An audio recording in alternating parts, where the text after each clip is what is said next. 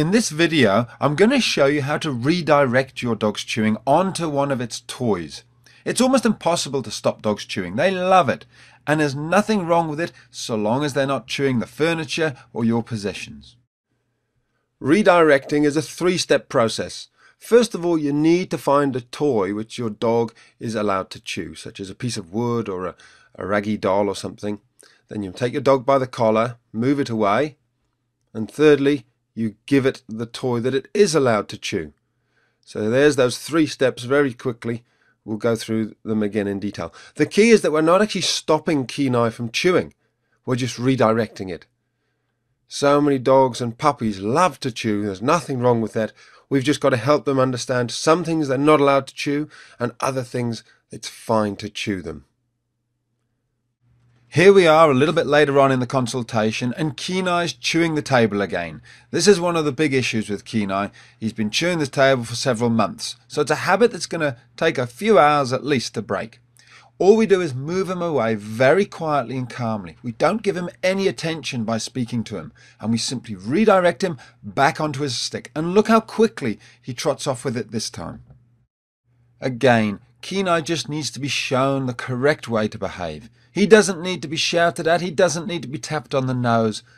He just needs to be shown a kind and gentle way to behave correctly. As with all things, practice makes perfect. So take your time, stay calm, and just keep giving your dog the same calm, consistent consequences of actions. And your dog will get it in the end. If your dog insists on chewing the couch after you've redirected them onto their little chew toy, then you can consider putting them into an isolation. You leave them there until they've stopped barking, and when they come out, they'll think twice about going back to chewing the couch. Make sure your dog knows which toys are its to chew by putting them into its pen or handing them and saying, "This is for Molly." Distraction is another word for the simple method that we've just gone through.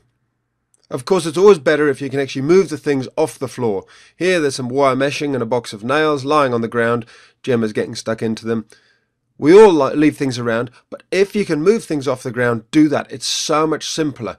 It keeps you sane, it keeps you calm, and it prevents the dog from ever even making mistakes. Set your dog up to win. All we're going to do now is bring over a little distraction, and you'll see how quickly Jenna goes, "Fine, yep, that's my toy. I'm happy to chew that. Perfect." Of course, inside the site there's a whole load more videos about how to stop chewing and mouthing and biting and stealing things. But just remember, there's always those practical things such as not leaving things around on the floor. And the most important thing of all is establishing yourself as the pack leader. If you're not the pack leader, then of course your dog never really will take any notice of you, and everything will become a game. That's all covered off inside the online dogtrainer.com. I hope you join us. We're going to have lots of fun together.